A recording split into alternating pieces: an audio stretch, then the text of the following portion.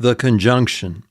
The conjunction simply means and, or sometimes but. It is formed in Hebrew with the letter waw. The most common form is simply a waw with a schwa. So we have the example with avar and a word. Before a labial, that is, before the letters bet, mem, and pe, it is a shurik. It may have originally been pronounced woo, but we can often just say oo. Uvayit, and a house. Before a letter with a vocal schwa, it is again a shurik. So notice here we have a vocal schwa.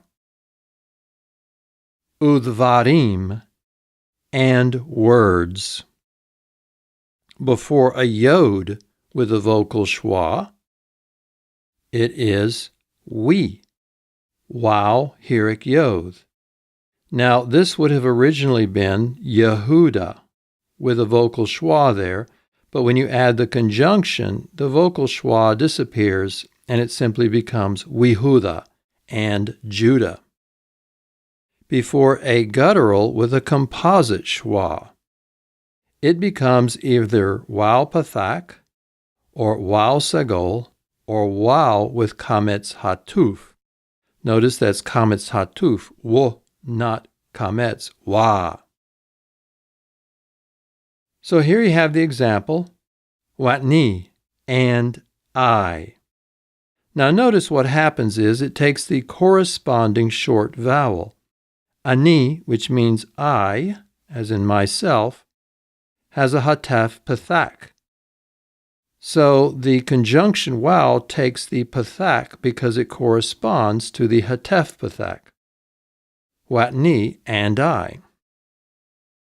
Before an accented syllable, sometimes it becomes wa with kametz. Wa laila. Notice the accent is here. Wa laila, and night, as in nighttime. Before lohim, which means God, the aleph loses its composite schwa, and the wow becomes a sere. So we have welohim, and God. Now we have the full conjugation of the kal yiktol, traditionally called the imperfect. Repeat after me. Yiktol, tiktol, tiktol, tiktali, ektol, yiktalu, tiktolna, tiktalu, tiktolna, niktol. Notice again, you start with the third masculine singular. Notice that in this case, instead of having a third common plural, you distinguish between the third masculine plural and the third feminine plural.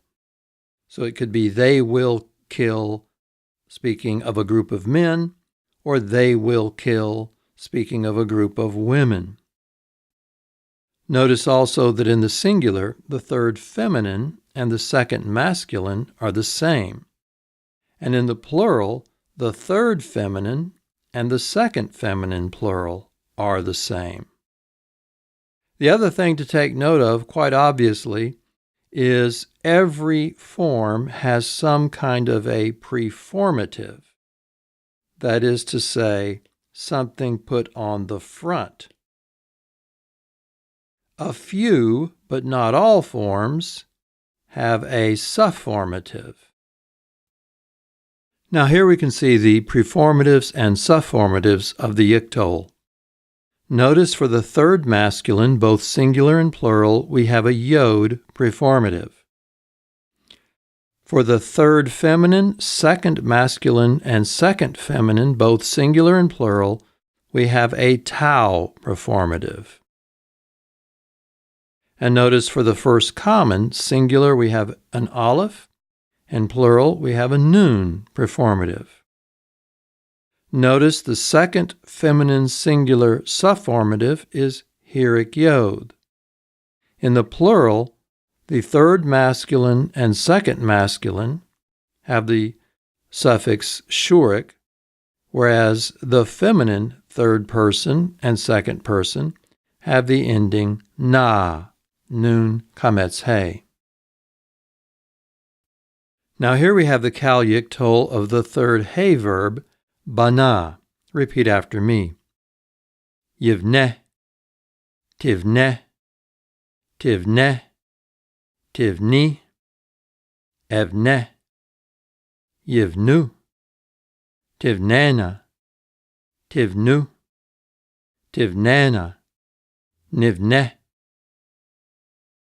Notice you have the same preformatives all the way through. Yod for the third masculine, tau for the third feminine and second person forms, and then for the first person, aleph and nun.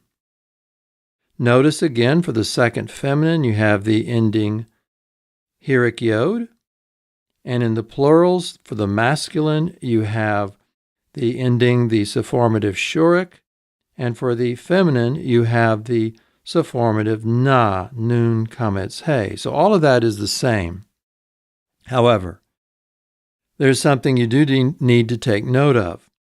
If there is no ending added, if there's no sufformative, the yiktol third he will always end in segel he. Yivneh, tivneh, tivneh. If there is an ending that just begins or is only a vowel, same rule applies as before, the he is just gone. Tivni. And if you have an ending that begins with a consonant, as in na, the he becomes a yod vowel letter, in this case, segel yod, tivnena. Notice also for the third masculine forms, the ending is a vowel, and so again, the he is just gone. So the basic rules for the third he verb still apply. Now we're going to consider the wukatal form. This is a new conjugation. We've learned the katal and the yiktol. We've noticed the yiktol. This is another conjugation. It is the wukatal. To form it is very, very easy.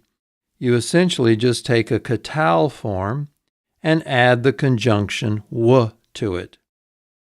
Occasionally the accent will move, but for the most part, all you need to know is to form a wukatal, you just have the katal verb, katal, katala, katalta, etc., and you just add the conjunction. So it becomes like wukatal, wukatala, wukatalta, etc. Now you would think that wukatal means and he killed, since katal means he killed, but that is not the case. Remember that Hebrew has the yiktol form. Yiktol means and he killed. The wukatal has a completely different function, which we can best get by looking at these examples.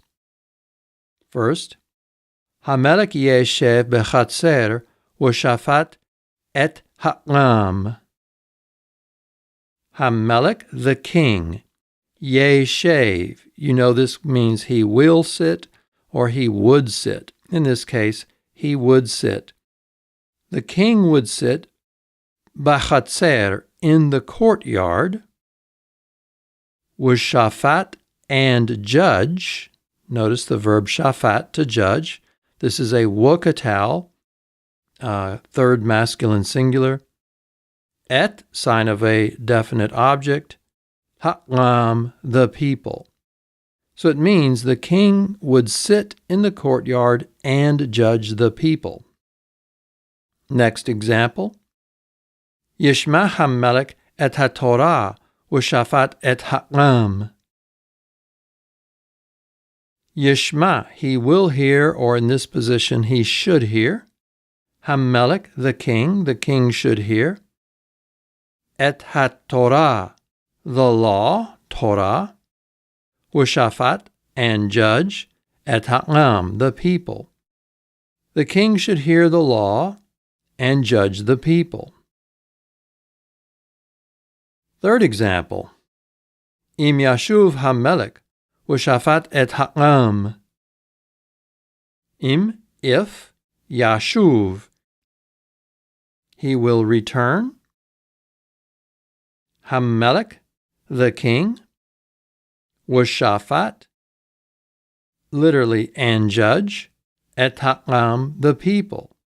It means if the king returns, if he will return, if the king returns, and in this case, Ushafat means then he will judge et ha'am. If the king returns, then he will judge the people. Last example, Lek Ushafatta et ha'am. Lek is a command, go. Ushafatta, this is a wukatal, second masculine singular.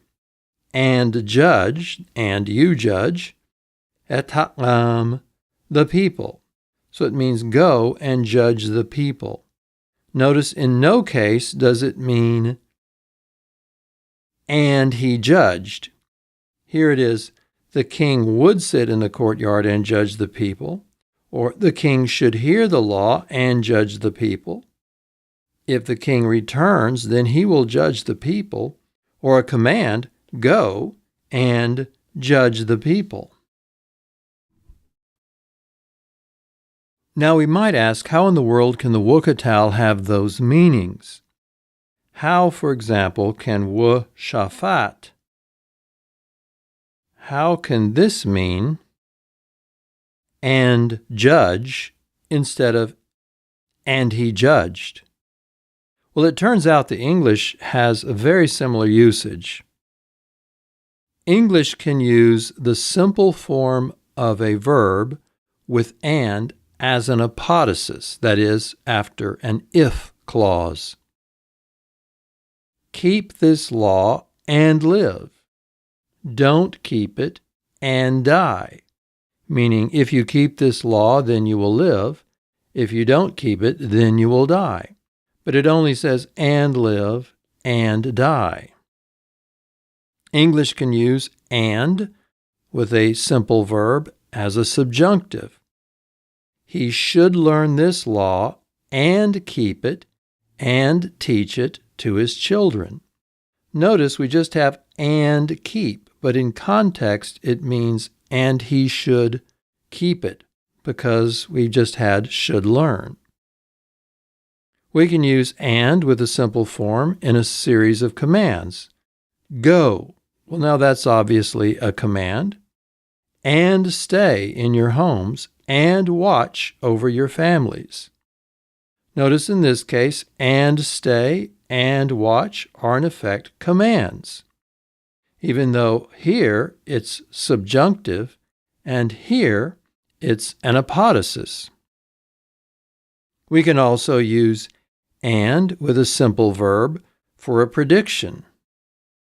The king of Nineveh will come here and destroy this city and take away the people. Notice the only verb that's explicitly future is will come. The others just have and a simple form of the verb. So it turns out English does pretty much the same thing. It uses the simple form of a verb attached to and it can be a prediction, it can serve as a command, it can be a suggestion like subjunctive mood, or in a conditional clause, something with an implied if, it can serve as the apodosis.